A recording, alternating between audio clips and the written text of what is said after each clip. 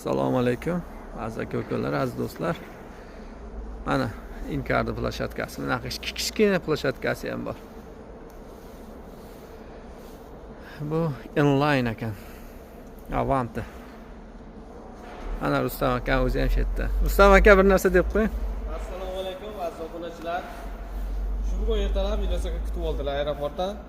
Men kecha Instagramda o'zimning sahifamda qo'ygandim. Qayerga uchaman deb. Toshkent, Seul, Moskva deb yozgandim. Moskvaga ko'p variantlar bo'libdi. Lekin Toshkentga o'tib, Toshkentdan Inchonga uchib keldim mana Seulga, Koreyaga.